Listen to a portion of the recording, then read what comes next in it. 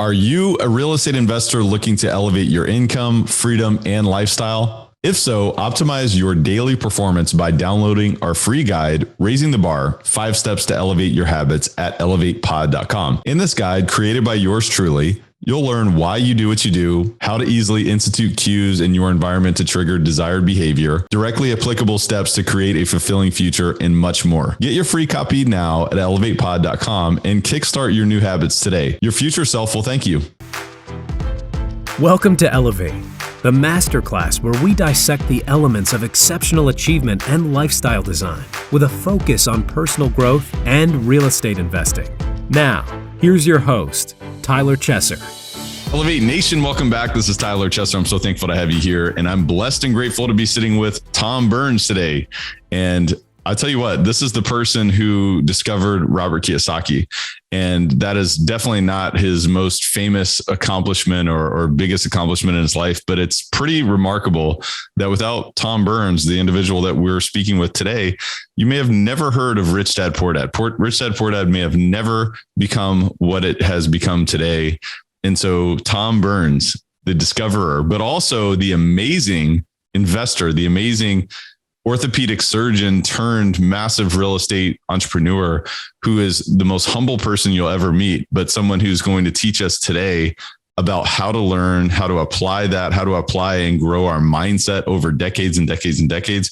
But also he's going to teach you about learning about, executing on massive multifamily developments. He's going to teach you more about HUD financing. You're going to learn more about how to structure these deals, how to finance these deals, how to raise equity over a long period of time. You're going to learn a lot today. And I want to encourage you to buckle up because today's episode is amazing. Elevate Podcast is all about mindset, mind expansion, and personal development for high-performing real estate investors. I'm your host, Tyler Chesser, and I am a professional real estate investor and high-performance coach. It is my job to decode the stories, habits, and multifaceted expertise of world-class investors and other experts to help you elevate your performance and lifestyle. Are you ready to take it to another level? It is time. Let's raise the bar today. And before we dive in, I want to encourage you, if you have not done so already, please give us a rating, a review, and subscribe or follow Elevate Podcasts and wherever it is that you listen or watch podcasts. The only way that we can continue to grow is with your support. So if this is the first time you're listening to Elevate Podcasts, welcome. We're grateful to have you, grateful to give you value and to pour into you and to continue to bring amazing people like Tom Burns. The fee for listening today is to share this with a friend. Just grab the link, send it in a text message, an email, post it on social media. It's really easy. Share this with a friend. If you've already done so before on a prior episode, thank you. The fee today is to share this with someone else. And that's all we ask. The only way that we can continue to grow is if we earn the right to your introductions, just as any other business would. And by the way, this is free, 100%. The only thing we ask is that you share this. And I'd also like to ask if you would be so kind to give me a little bit of feedback. What is it that you like about Elevate? What is it that you don't like about Elevate? Anything. There's nothing off limits here. Send me an email at info@elevatepod.com. Of course, you can also send me a DM at elevatepod on Instagram. What content would you like to see more of, less of? Who would you like to hear from? Everything. Let me know. I want you to have the future. I want you to own the future of Elevate because this is about a movement. This is about a community. With all that said, I want to dive in and introduce you to Tom Burns, who is an entrepreneur and an orthopedic surgeon in Austin, Texas. By the way, you're going to hear that, if you don't live in Austin, Texas, maybe you just don't exist, because he's telling us all about these people in Austin, Texas and who all lives there. And sounds like everyone, but at the end of the day, Tom is currently a physician for the United States ski team, and he travels worldwide with them. He has over 25 years of real estate experience with multiple asset types. In addition to co-founding and managing a freestanding full-service hospital, he has acquired and developed $400 million of real estate locally and internationally. Dr. Burns is a principal of Presario Ventures, a private equity real estate company in Austin, Texas. He is listed in the acknowledgement section of Robert Kiyosaki's book, Rich Dad, Poor Dad, and is the author of Why Doctors Don't Get Rich, a personal finance guide for people who want to live life to the fullest. He is a sought-after speaker and coach and is frequently featured in nationally circulated print articles and popular real estate-oriented podcasts. Tom has been financially independent for a decade. His mission is to help people create financial independence so that they can enjoy life and the joy that comes along with it. So without further ado, please enjoy this awesome conversation with Tom Burns. Tom Burns, welcome to Elevate. How are you? I'm great, Tyler. How are you today? I'm great, man. Thank you so much for being with me. I'm excited about our conversation. I actually became familiar with you from a friend who I was just telling you before the podcast, and he really admires you. And as I really got familiar with what you're all about, I'm starting to admire you. And I'm asking you for advice before our conversation today. So I appreciate that. I appreciate you bending your ear for me. But man, today's going to be awesome. So tell me a little bit about how the people that know you best, the people that know you closest, how would they describe Tom Burns? Like, what would they say about you that maybe most don't know, or maybe that's not public knowledge? They always say, they'll always say that if I say I'm going to do it, I get it done. He's a nice guy. They sometimes say the word humble. I'm not sure if I'm humble or not, but they say that. They would probably tell you that I'd rather you and I be next to each other than running electrons between each other. Mm-hmm. I am a people guy. I like to be high-fiving and hugging and stuff like that. And a little bit athletic, maybe. There we go. I like that. Well, yeah, no, I wish that we were in the same room right now, and we'll have to do that maybe on part 2. But man, yeah. I can feel the humility just that does come from you. And I appreciate that very much. Talk a little bit about your upbringing, your backstory a little bit. I know obviously you eventually became an orthopedic surgeon, and obviously now a real estate entrepreneur, investor, and really a dynamic investor in so many different ways. But talk a little bit about your upbringing. Yeah. So, great upbringing, great parents. My dad was a Secret Service agent, so he took care of President Kennedy and Johnson and Truman, those guys. And so because of that, we moved around a little bit. So we were in Washington, D.C., and then we spent a little time in Independence, Missouri. And then I grew up in Texas. I came down here when I was 12 years old. So Dad was an athlete. He played ball at Ohio State. And that's all I did. I played sports. I played all the sports available back then and tried everything else. I feel like I've tried them all except soccer. So I grew up on baseball fields, and, this body probably wasn't going to be a football player, but I was pretty reasonable shortstop and center fielder, and picked up a tennis racket one day and got pretty good at it pretty fast. And so, I had these dreams of playing tennis in front of big crowds and stuff like that. And that's all I did. And I joke, I tell people all I did was play sports and chase girls. I was at least successful in sports. And so I'm eventually successful enough. My lovely wife is still with me after 37 years. So I've done something right. But that was all I did. And without sounding arrogant about it, school was easy. I liked school. I still always gave 100% no matter what I was doing. But school was pretty easy. And so there came a time when I pretty much realized, or was allowed to realize, that nobody was going to pay me to play sports. And so I had to do something else. So I figured I'll be a doctor. I'll be an orthopedic guy. I'll be a sports guy. And that's what I did. So I went to med school and went into orthopedics and got a sports medicine fellowship. And that was kind of my life. And I wanted to do sports medicine because I wanted to hang around the people that I had the most in common with. And I still hang around with a lot of athletic people now. So that's where the tide turned a little bit. And then it really turned. And so that was a, 30-year career. Maybe I started in 91. I'm wise. I'm not old. I'm just wise now. There you go. So that was a great 30-year career that I really enjoyed. The reason I enjoyed that was back when I was training. So, you go to college, then you go to 4 years of medical school, then you do residency. That's 5 years. And then the sports fellowship was a 6th year. During that 5-year residency where I was learning to be an orthopedic surgeon, somewhere on the back half of that, I started watching the guys that I was supposed to emulate. This is me 40 years from now, right? Mm-hmm. And I watched these guys, and they were in the hospital at 10, 11 o'clock at night. I had to be there because I was, as I tell people, I was an indentured servant. I had to be there, but these guys had lives, but they were still in the hospital late. Maybe they were on their second or third marriage, weren't necessarily happy with what they were doing. I saw enough of that while I was still enjoying my training, but I saw enough of that, and it was a little touch on the shoulder from God, or just something, one of those aha moments that maybe I ought to look for something else. All I knew was maybe I ought to find something that'll produce a little bit of income that's not correlated with the medical business.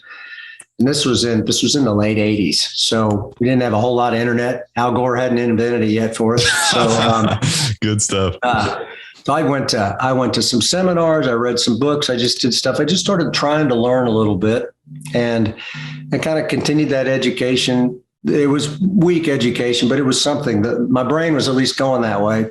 I went to Vail, and I was in Vail, Colorado for my sports medicine. Tough place to be, right? Well, we took care of people from all over the world. New York financiers, success, actors and actresses from Hollywood. This guy was everybody from the world came in to see him. A lot of athletes too, which was really fun for me. So I kind of got an education there. And I just, when I came out, I did what I needed to do after I started getting a doctor's salary and that sort of thing. I paid off some bills and I kept learning, and there just came a point when I figured I knew enough and had paid off enough, and I just kind of jumped in and started buying real estate. Now, when I first started looking, I wasn't looking for real estate. I didn't come out of the womb saying, I can't wait to be a real estate entrepreneur. I just wanted to play baseball, football, and tennis, that sort of stuff. But I started looking, and I looked at the stock market, and that moved too fast for me. I didn't want to do that. And I looked at administration. When you're a doctor, it looks like carrying a briefcase and wearing a suit looks cool when you're wearing scrubs all the time and you're dirty, but that was a dead end. That was a job. I found out I wasn't very employable. And so I picked real estate because it moved slow. I could do it part-time or full-time. I could do it on a surgeon schedule. And I understood it. So I probably wasn't the brightest guy around. I wasn't going to go start a tech company. That's for sure. So started small, and kind of like everybody has a first day. I bought my first thing and moved on, and came across some really good mentors who were great teachers, great friends. That helped. I asked one to be a mentor, and I worked for him for a couple of years for free. And now we're partners in a pretty large project. So just kind of moved on and still moving. Still, I'm still on the line. So I'm trying to learn every day. And that's sort of been my story. No, that's super interesting. It's so interesting also that your and my story, while very different, are somewhat similar in that when I got started my professional career, I was in the corporate world and I was climbing that ladder, and, I had my eyes on the corner office, the C-suite, to be an executive. And I looked around and I said, man, do I want to be like some of these people? And, I saw similar patterns that you shared, people that were, highly committed to their career, but maybe not as committed to their health or their relationships. And, obviously had the, many of the income goals and things that I thought were important, but it seems very interesting that you saw the same thing. And I think that's so valuable for us to take a step back and start to question things. And, that can lead us to greater pastures and perhaps more fulfilling lifestyles. And I think that's really interesting. And so obviously great for you to be able to identify that and then to start to stack the education on, even with all of the education that you've had. I know that many doctors, physicians, where they're in that position are saying, my gosh, I'm tired of the education. It's like, I've had so much. And so it's really cool to see that you are still willing to go and learn something new and even start from the beginning. And one of the things that I've learned about your backstory also is that you kind of saw some early markers of economic decline that you saw in the medical community. And it was basically, I guess that was 25 years ago, right? So what were those? I'm just curious, what were the markers that you were observing?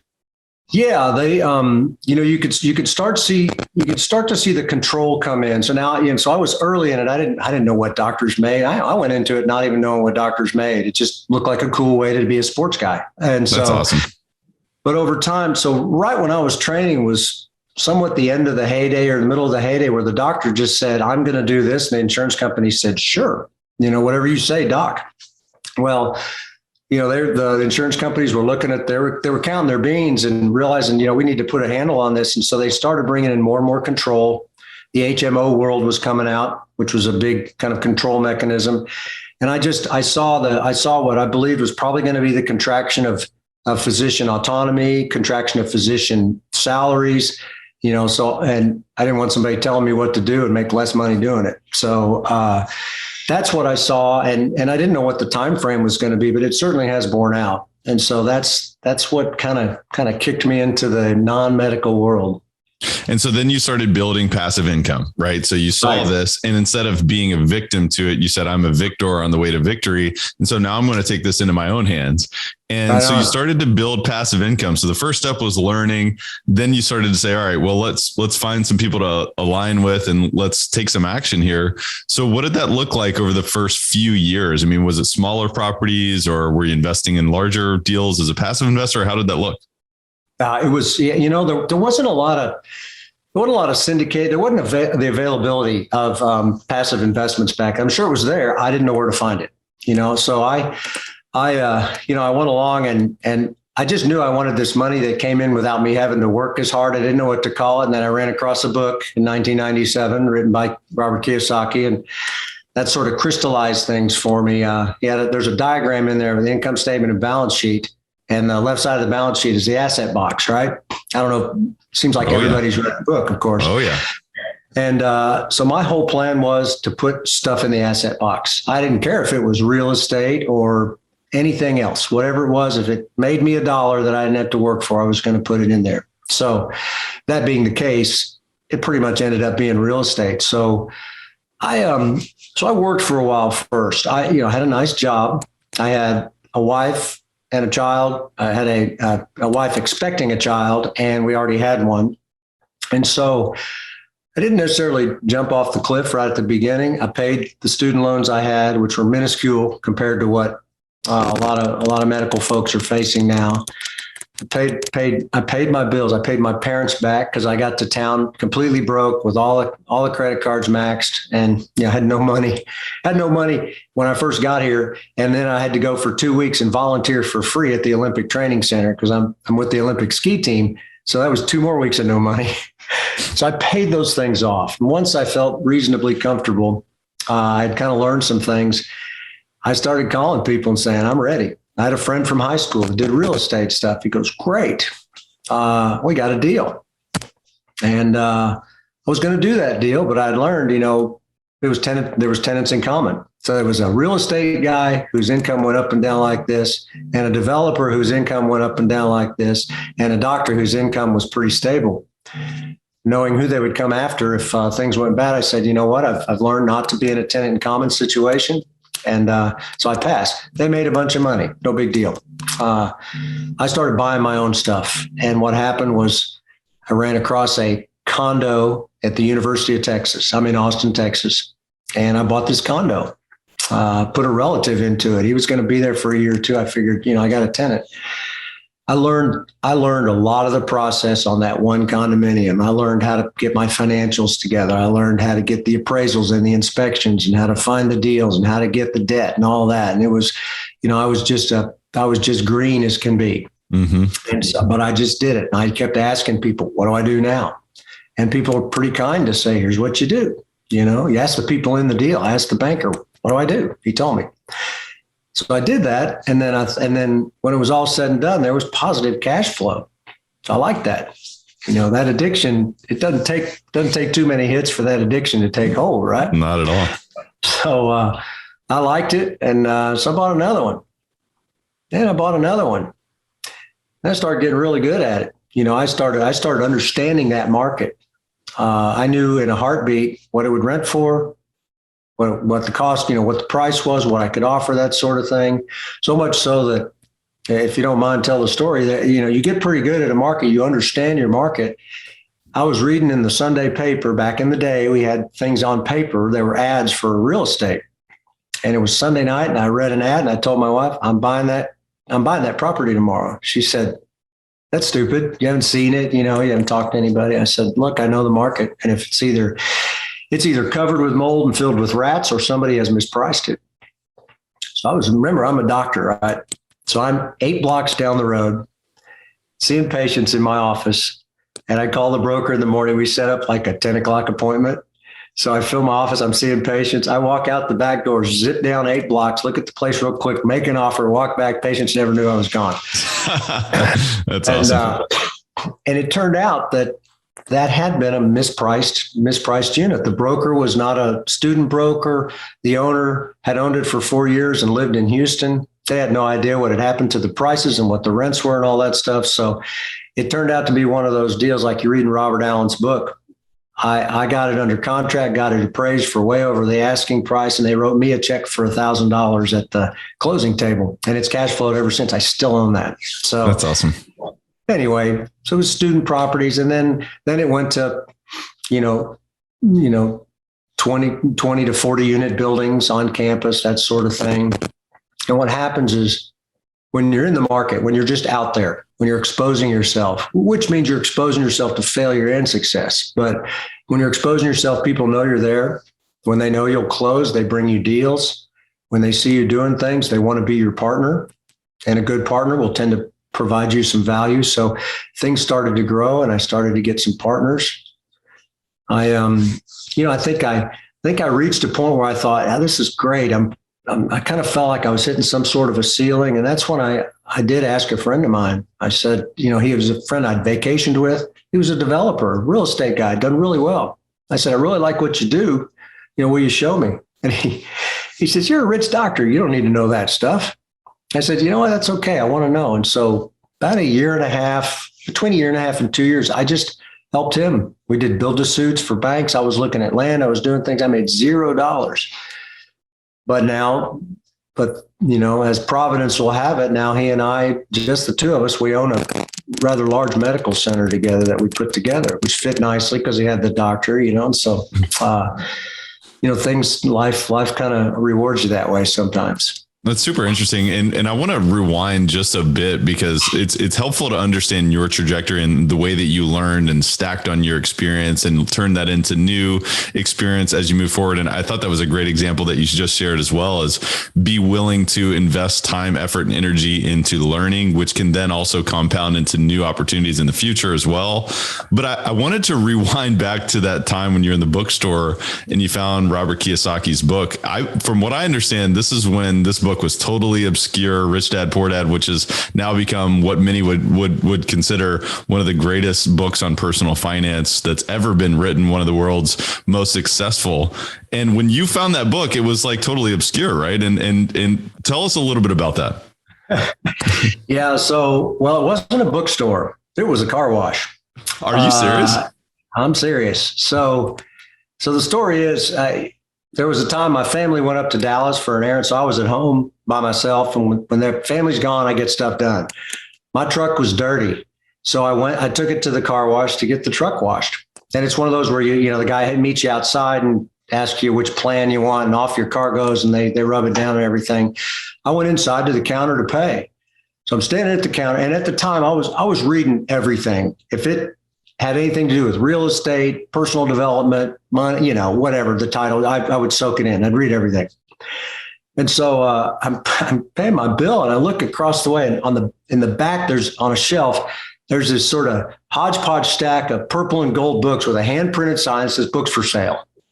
But I could see from there, it had the word rich on it. I said, let me see that book. It said Rich Dad, Poor Dad. And it said what the rich teach their kids about money that the poor and middle class don't.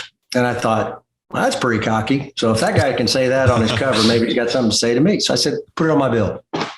So she did, took it home, threw it on my desk in my office, and ran around, finished the other errands, watched a bad movie or something. And I was going to bed about 11:30 at night. I hadn't even opened the books. I opened up the cover to see what I'm going to read one day. And I kind of enjoyed what I saw and looked at another page, kind of leaned against the desk and read a few more pages. It caught my attention. I figured, I'll read a chapter. I'll read a few pages. So I sat down, just read a little bit. About 4 hours later, the book was finished.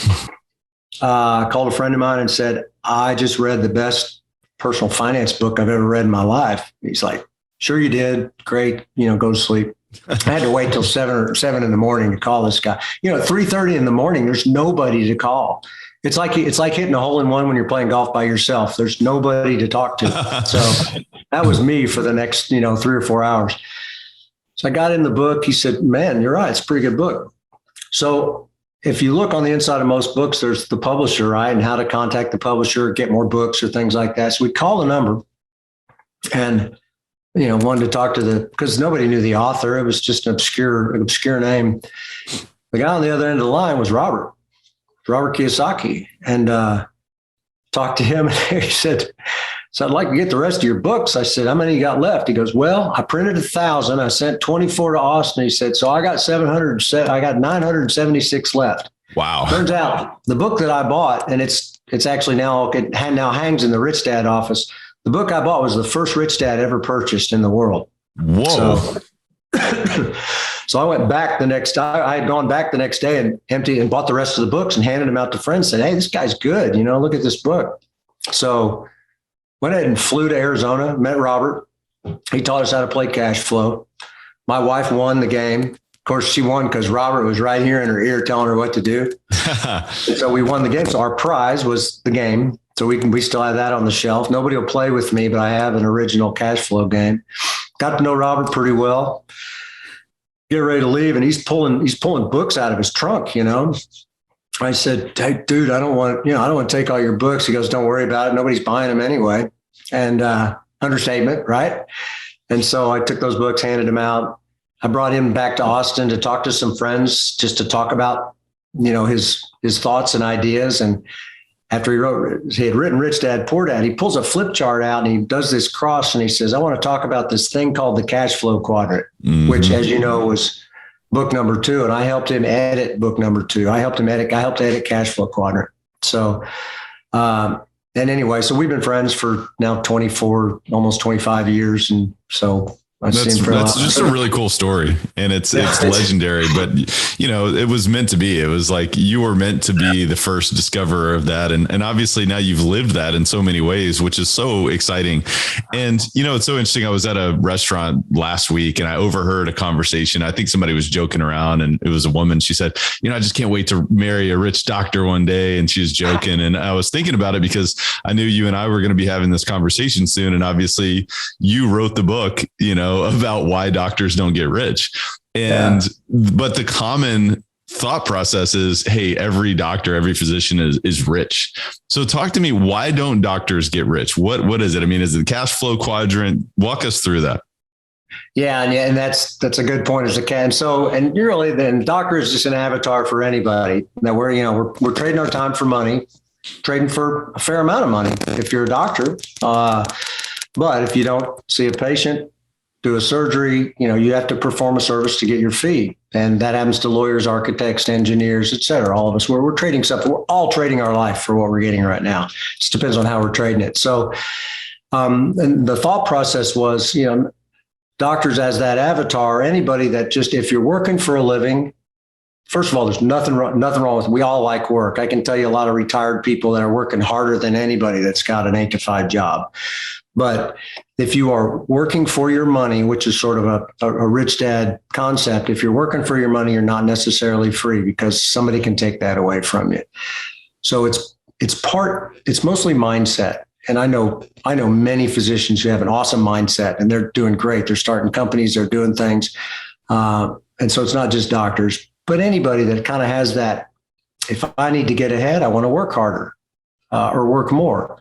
That's not a bad thing, but sometimes the work smarter is a little better than working harder. So the premise is that how do you really how can you be rich if you have to continue to work to live? So not necessarily doctors, but that's sort of the thing. Why? Because if they stop working, the money stops coming in and the lifestyle has to change unless you create a really, really big bucket of money. And that takes a lot of years.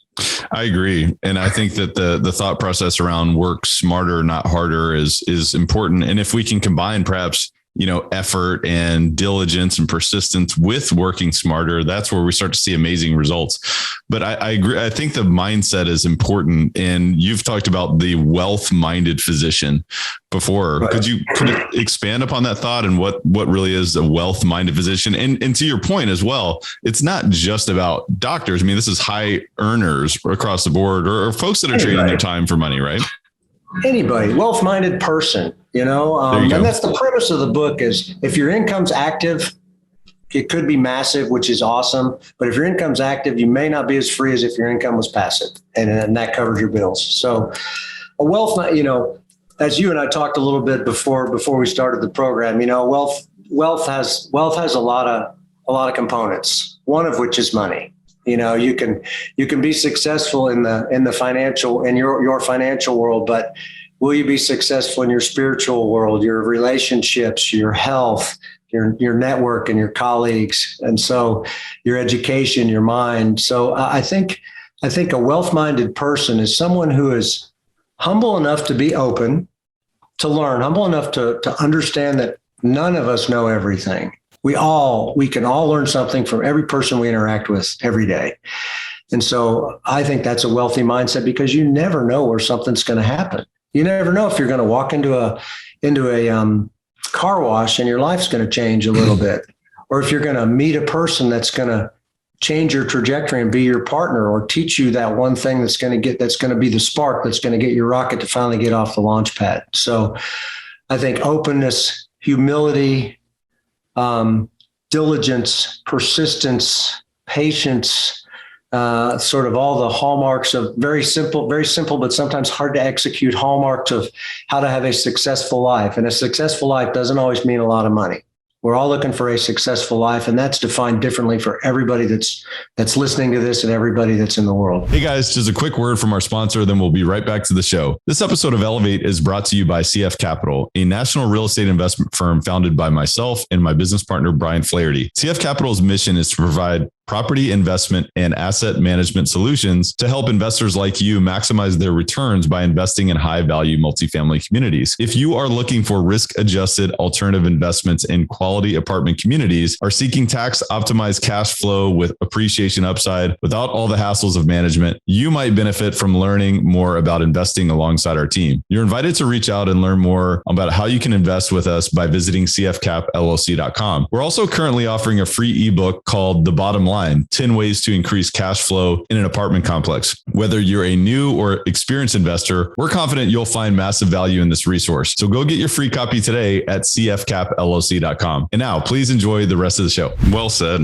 Well said. And is the trade worth it? I think is a great question to continue to go back to, but I like that that's the foundation of the wealth-minded individual is, right. Hey, I'm open to learning and I'm open to changing my ideas. What I had before may be open for refinement. If I learn something new that I can then replace that and say, you know what, maybe that was the best thought process I had at the time. But now I've gotten new and more information. So I'm now willing to change. It's not to say, hey, I was an idiot before, but now I'm continuing to grow. And I think that foundation opens us up for everything else that we talked about as far as mindset. Would you agree to that, Tom? Absolutely. Absolutely. Yeah. What you were good at 5 years ago might not apply now. It's growth. Growth is also a wealth mindset. And as I try to talk to folks and help them through things, it's just try to be a little bit better, Tyler, tomorrow than you were today.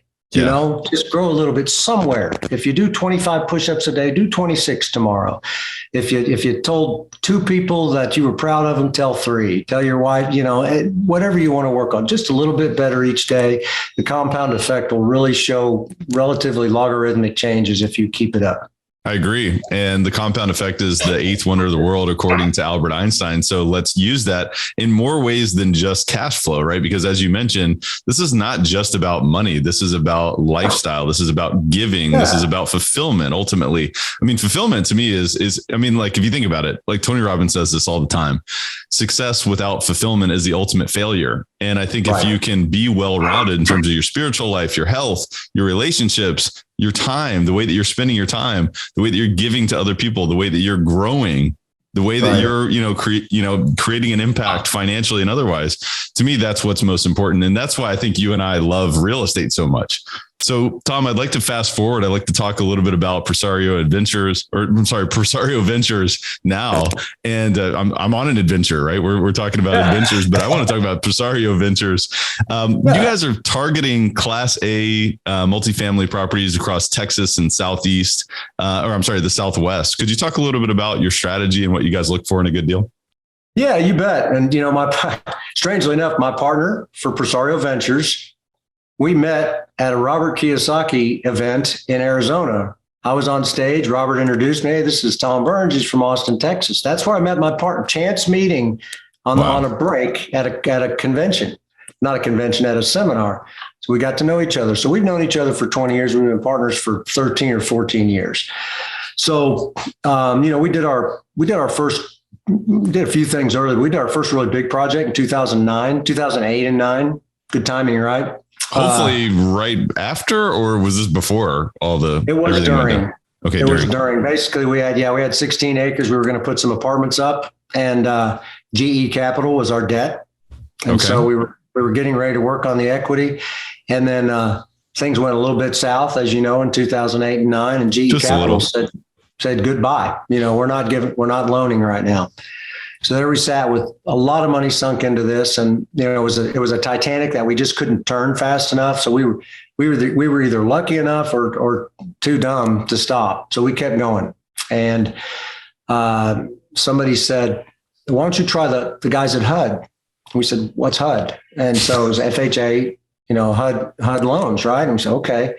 So we went and talked to the guys. They were still giving loans. So we got a HUD loan. That's where we cut our teeth on HUD loans, which we use a lot now. They're 40-year fixed. It's great debt to have. Causes a lot of brain damage to get it, but it's great once you have it.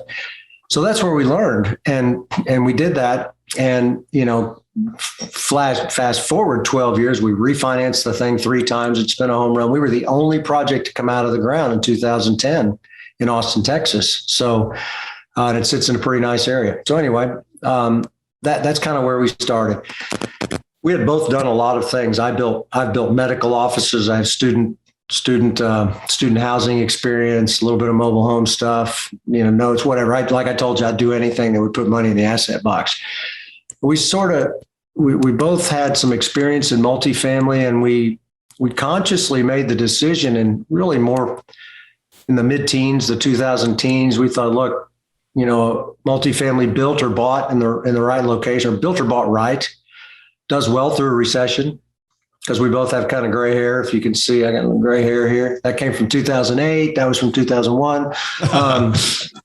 And so, you do want to hedge your bets. I mean, you want to, of course, make your profits, but we wanted to make sure we held our property if things turned down, and sort of both of us expected things to turn down. Who knew they would print trillions of dollars? So that's why we focused on multifamily.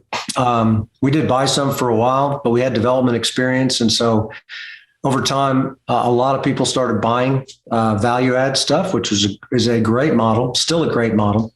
But that was sort of a red shark-infested ocean. Prices are getting bid up, and we were over there in the development world where nobody wanted to play, and we were pretty proficient at it. So most of the people in Texas know who we are, and we get all our deals are off market. Doesn't mean they're good deals; just means they're off market. So we get land and we get things, and that's what we do. We put up. We build multifamily and build to rent now. I think build to rent's got some legs and going to have. Certainly going to have enough of a run for us for the next few years. And we do branch into other asset classes now as well. So, well, there's so many different nuggets there. I mean, one of the ones that you just mentioned at the end was that just because it's off market doesn't mean it's a great deal. I think that's important for us to all recognize, because sometimes that it's like almost branding. It's like, oh, well, I got this deal. It's off market. And so I'm automatically going to buy it. Well, that doesn't necessarily mean that it's a great deal, because who knows how many eyes are still on it. But to your point, I mean, obviously over time you develop this reputation and you develop this understanding as to whether a deal is worth pursuing or not. But I think it's interesting going back to 08 and 09 and that first bigger project for Presario Ventures. the sort of the gift that was given to you in that environment, which is now manifested to such a larger degree and kind of a specialty in terms of how you finance deals on the HUD financing 221 D4 debt. Could you talk a little bit about the nuances of that debt and what you've learned over the years, and maybe give us a little bit of insight? I know you mentioned obviously 40-year fixed. I mean, that's amazing, but you mentioned brain damage, in sourcing that debt. Talk to us a little bit about the nuances and how you source that and what you look for in that type of financing.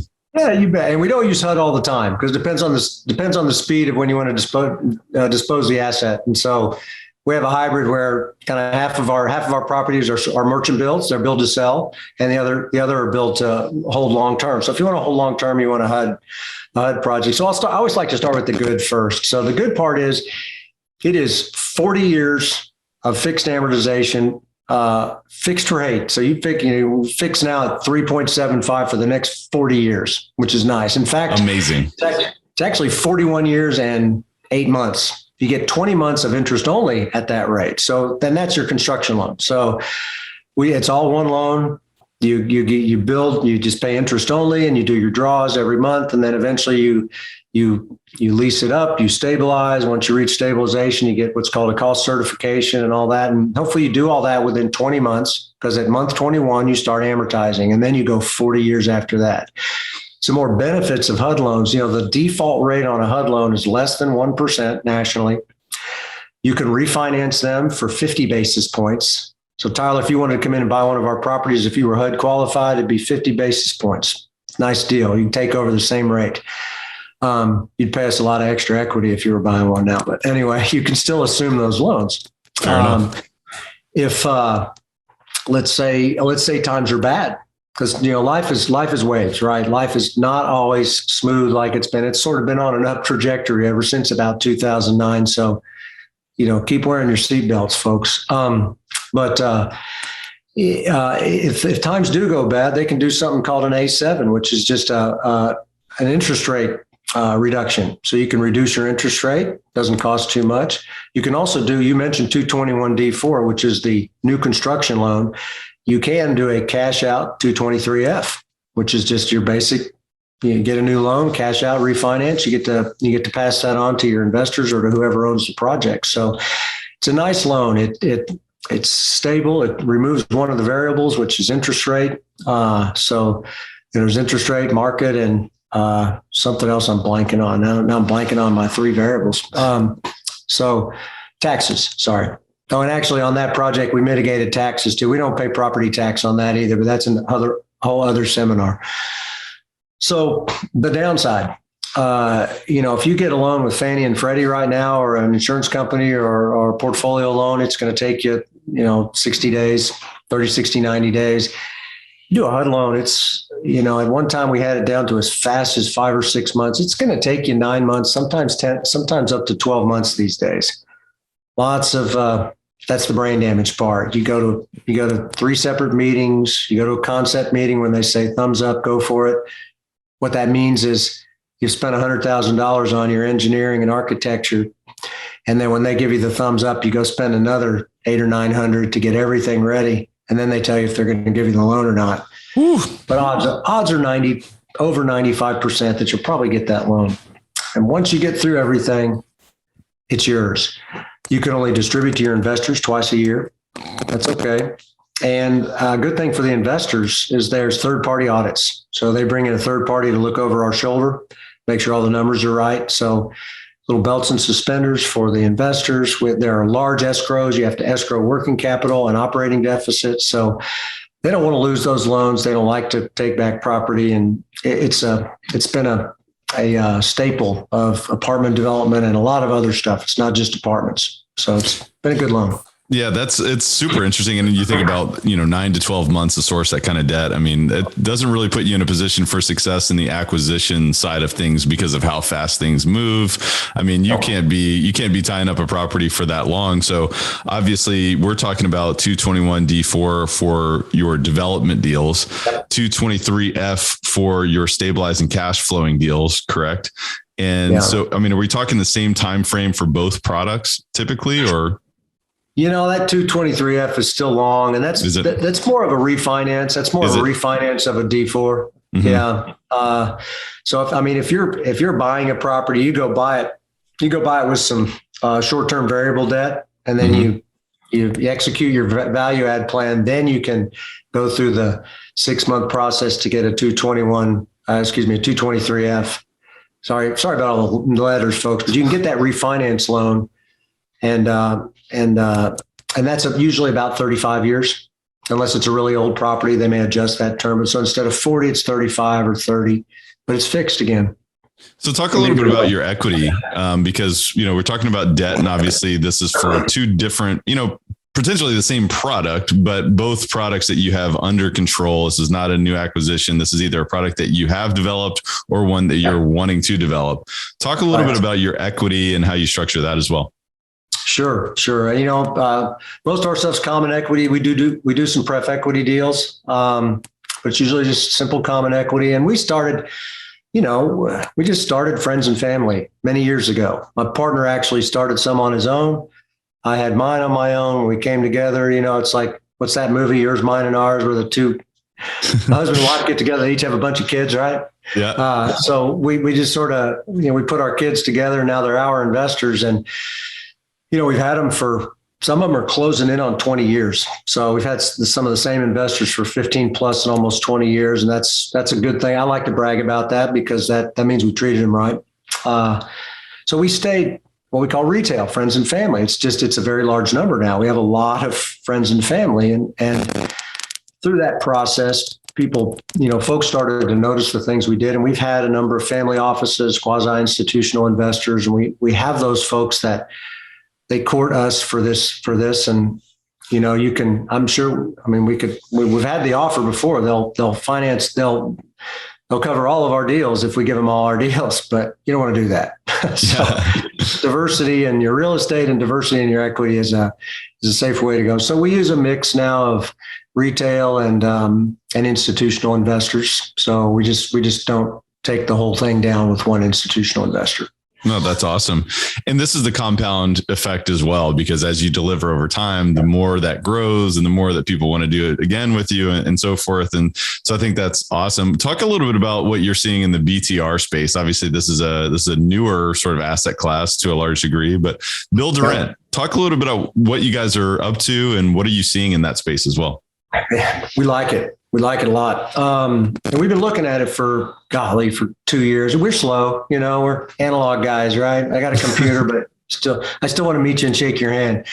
So we make our relationships slowly, hire slow, fire fast kind of thing. And so, but our first project's going on in Houston, and we're looking at in a very large way in another state, along the line of thousands of units. And so we like BTR. It's sort of a premium product over an apartment, so to speak, depending on what you want. But a lot of people they'd like to have no common walls. They like a little bit of grass. They'll pay that extra premium to have that feel of being in a home, but down the road or in the same complex, you still have the same amenities that you have as an apartment complex. Then you take economics into consideration, the millennials and Gen X, it is difficult to buy a house. I live in Austin, Texas, and it's expensive. We could talk for hours about what I wish I'd have bought a year ago, 5 years ago, 10 years ago, 20 years ago. It's crazy. It's just crazy nuts. And so, and our thought process, I'm a parent, I've got 2 adult kids, and our thought process is that they may never be able to afford a house in Austin. They can afford to rent in a nice area in Austin in a BTR.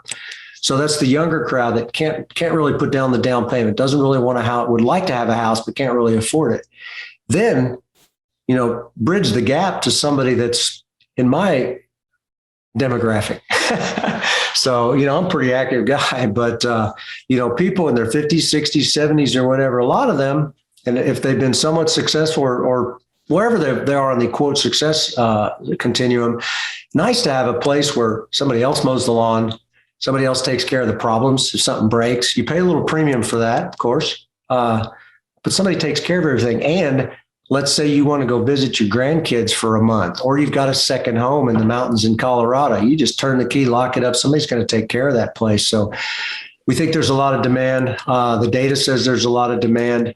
I have spoken internally at our company. We do need to keep an eye out on the horizon to see, when things might change. I think the Blackstones of the world are going to, again, be buying up houses. There may be some housing inventory coming up in the next, 12 to 24 months. And those will be available for rent, but they won't have that amenitization that the BTR spots will have. So that's why we like it. So Tom, one of the things you mentioned earlier was, we've had this run up since 2008, 2009 to now. And you mentioned, and I love this phrase, you said, keep wearing our seatbelts, keep wearing your seatbelts. What do you anticipate? I mean, what are you seeing in the horizon? I think it's hard for anybody to really have a crystal ball, but I'd love to hear what's going on in that beautiful mind of yours. Yeah, it's not in mine. It's really cloudy. My crystal ball is cloudy. I shake it every day. It never works. So people ask me when I think the recession's coming, and I confidently say 2017, because that's when I thought, every year, what's going on? So we just know. So we know life is waves. It always moves in waves. It's never going to be different this time than it was last time. There will be some sort of flattening, downturn, whatever, and who knows what's going to cause it. So, I of course that's going to happen, but I don't know when, or else I'd be really smart or really rich or one of those things. But, if you look at the data, though, you look in my area, and you look in certain areas in the United States, the horizon looks bright. You just can't see the potholes ahead of us. So everything looks good. And so I think we probably have some headroom. I hope we do, because certainly when you do a development, that's, it doesn't close tomorrow. That takes us 2 or 3 years. We're aware there's going to come a time that we're going to start something 1 year, and then a year or two down the road, things are going to change. So I think you need to stay in the game, because if you're not in the game, you don't notice when things turn and when things change. So you got to kind of keep your conditioning up, so to speak. If you operate all in fear, then you're going to do nothing. And if you operate with absolutely no fear, you're going to get yourself in trouble. So it's a balance between the two. And I wish I could tell you exactly how to do that, but it's your education that's going to help you determine where that balance is. Yeah. Balance with that fear, that relationship with fear. And I like that. Keep your conditioning up. I think that's a really good one. Tom, One of the things that I've observed about you is that you mentioned earlier about being humble and, trying to continue to learn and always put yourself in a position to learn. One of the things that it's really not apparent in the orthopedic surgeon world to be humble like that. I've surrounded myself with some others, and I think that's not been the consensus. And so one of the things that you do, it seems, is you surround yourself with people that are smarter than you. Could you talk a little bit about that habit and how you've instilled that and how you fought that, that inner ego maybe over the years? Sure. Well, what I found was it wasn't hard to find people that were smarter than me. So that was easy. But yeah, no, I found that out. I tell you I never had a problem realizing that it's always somebody else's. Every person's got some talent that I could learn from, or that I wish I had, something like that. But what I really fought a lot was the do-it-yourself syndrome. We are physicians, lawyers. You pick a lot of professionals. We do it, right? It's Kiyosaki's S quadrant. And what's the song we sing? Nobody, I did it my way. Nobody does it better. That sort of thing. It's hard. And I battle that to this day. I know intellectually what I've got to do, but sometimes I need some education, some instruction, and some help on how to let go on certain things. So, it's that you need that leverage. There's so much that can be done by others that are better at it than you. So that was the one thing I struggled with. And I'm continually working on that. There's a book called Who Not How, which is a great book for anybody with the disease that I had to read. So it's a great book. So it's just so much more fun to do things in teams. And when you realize that this thing that I used to do okay, now what is it they say? If somebody can do something 80% as good as you do it, but with none of your time, take it, right? Do it. So, so that's how that helped me when I heard that one, because you don't always like the way other people do it, but I'm also not spending my time doing it. So it's important to have people around you that'll guide you, push you, be accountable, and make you be accountable. and vice versa. And all that really, it just makes you a better person. And it does what we talked about earlier, which is that growth. You tend to grow through it. You grow up to their abilities, which is really nice. I'm also a recovering do-it-yourselfer, so I can totally appreciate that. And in that book, it's come up so many times. I had the pleasure of reading Who Not How, and it changes the way you look at things. Instead of saying, how can I accomplish something? It's who can help me accomplish this? Right. Who can accomplish this for me at times? And it's not to say that you're better than someone else, but maybe that gives someone else a new opportunity.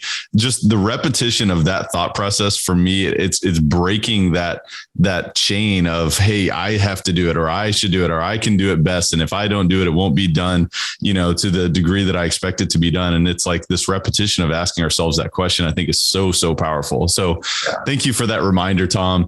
Tom, this has been amazing. I really, really appreciate you. I want to transition into our rapid fire section of the podcast. We call it the rare air questionnaire. I think even just that question of, hey, who, not how is a rare question, but also the way that you think, the way that you've approached life over the past 30 years has been rare. And so I want to dive into a few questions for you. Obviously, being a prolific author yourself, I would imagine you're a big reader, obviously being very humble in the way that you open your mind to new ideas.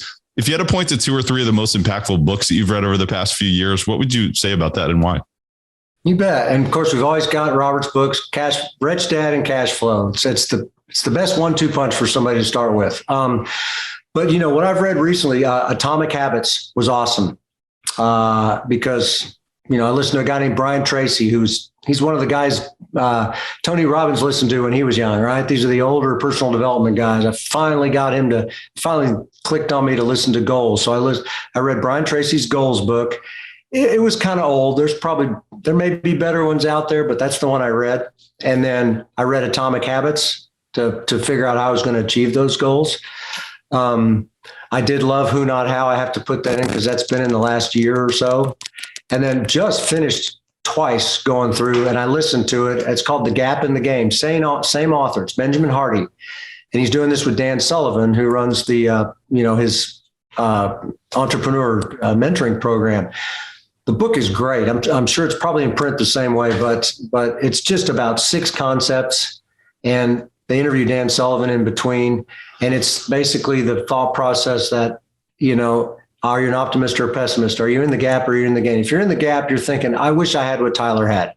I wish I had that cool headset. I wish I had a podcast that had 200 or 300 episodes, but instead I need to look back and think, you know what? I had a great lunch today, or I had some success in my business this morning, or, anything. It's the thought process of always measuring backwards and looking back and realizing where you've come. Measure backwards because you have grown from wherever you were. It can be from yesterday, or it can be from 10 years ago.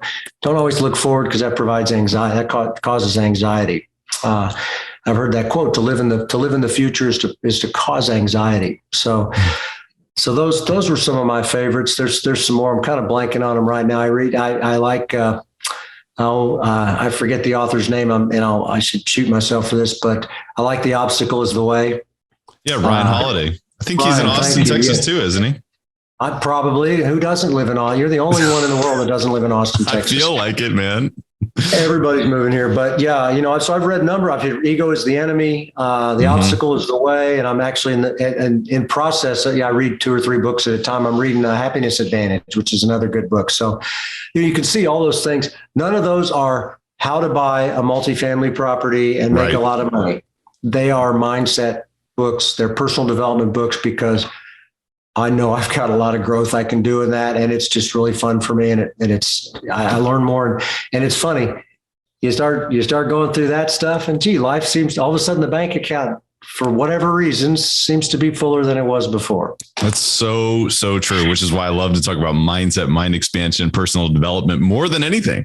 Obviously it's great to talk about real estate strategy every now and then. And we did talk about that today. And I thought that was super valuable, but what's more valuable is perspective. And especially what you shared about Dan Sullivan's newest book about that gap.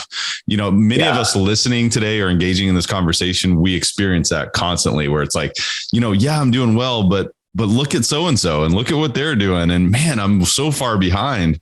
And we're not in a competition with anyone. That comparison is the source of dissatisfaction and so much negative energy. And I think if we look at the competition with ourselves as really that's what it is, like who we were before and how we're growing and how we're evolving, to me, that's so powerful. Oh, it's important. Teddy Roosevelt said, comparison is the thief of joy.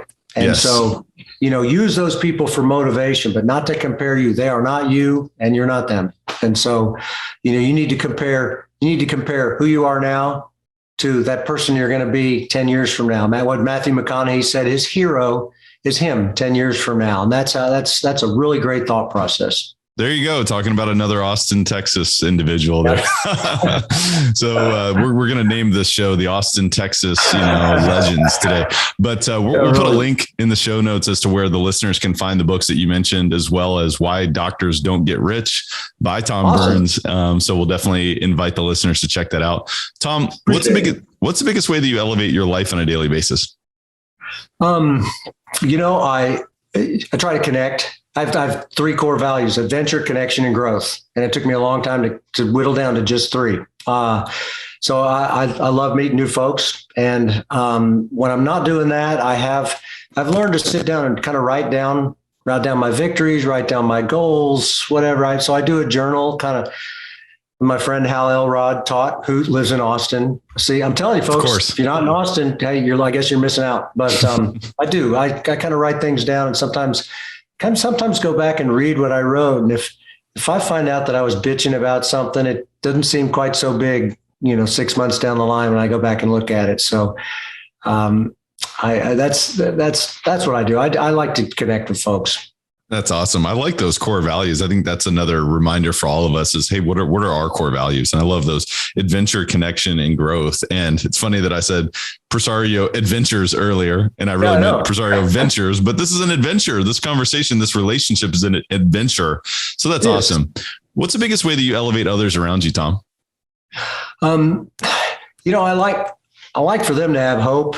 And if there's any guidance that can be given, I want them to know that they're a star in whatever, in some aspect of their life. So I always want to be there to help find their why, to help guide them, that sort of thing, or just be available. If they need help, if they need me to carry something, then I can elevate their life, because people have different love languages, right? Sometimes they just need a little help. Sometimes they just want somebody to talk to. So, and I'm not doing any service because I love doing it. So it's just nice hanging out with folks. Tom, you're amazing. I want to acknowledge you for giving today. I mean, you've got the experience, but you're also humble to say, my experience is what it is, but there's something new that we're all going to learn. And Always. I just appreciate that about you. I appreciate, you showing up with your core values and living that and setting such an example for us. And also, uncovering Robert Kiyosaki. I mean, look, you uncovered Robert Kiyosaki and there's so many gifts and there's so many people who have changed their life because of your discovery in such a big way. And you continuing to give to people and showing people that, hey, high income doesn't mean freedom, but you can move along this path and you can create systems in your life, but also recognizing, man, that it's about what happens between our ears. So Tom, thank you so much for being on Elevate. I really appreciate you. Is there any parting thoughts or words of wisdom that you'd like to share with Elevate Nation today? Guys, whoever you are, just again, don't look at that guy and say, look at him. I could never do that. Everybody's a success. You can do it. You just need to just be a little patient, a little persistent. And there's a great life ahead of everybody. We're just on a great run here. It's just great to be on this rock. It's great to be alive. There's no sense in dwelling on the negatives. Just look for the positives. Couldn't have said it better myself. Tom Burns, everybody. Thank you so much, Tom. The listeners can find Tom at richdoctor.com or on LinkedIn, Tom Burns, Facebook, Tom Burns, MD. And also we have an offer for the listeners to learn about 7 steps to creating wealth on a busy schedule. Just go to richdoctor.com/confidence and you can access that for free. So Tom, is there anywhere else where the listeners can find you? I think that's the best place. All right, my friend. All right. Awesome. Well, thank you so much, Tom, again, and we will see you next time. Thanks, Tyler. Elevate Nation, did you have as much fun as I did sitting down with the friendly, the knowledgeable, the wise Tom Burns? I hope you did. I really enjoyed that. And I just learned so much. I think that there's so much that we can apply from an individual like that who's been around the block for decades and decades and decades. And he's continuing to push. He's continuing to challenge himself. He's continuing to learn. He's continuing to be humble and accept new information. I think that's the foundation of our conversation today. So if we think we've arrived, then maybe that's the first step to failure. And so let's never arrive. Let's continue on this journey and let's continue to learn. So I want to encourage you to re-listen to this show because repetition is the mother of all skill. I also want to encourage you to share this with a friend and discuss this with a friend because we learn so much more when we engage in discourse, when we have a discussion with someone else. I want to encourage you, most importantly, to identify what are your top 1, 2, or 3 takeaways from this episode and apply those immediately, because really at the end of the day, it's all about action. It's all about, if we learn something, now let's put it into action. Is there any shifts? Is there any tweaks? Is there any mindset changes that you'd like to make, that you'd like to commit to, that you'd like to put on a piece of paper, a post-it note, and put it on your desk or in your car to remind you a certain way of thinking? What was it that you learned today that's going to make you shift? Because ultimately that's what it's all about. If you don't make any changes, then you know what was this really for? So I want to encourage you to apply those changes immediately. At least one. So that's my calling card. Elevate Nation, thank you so much for tuning in, and we will see you next time. Thank you for listening to Elevate.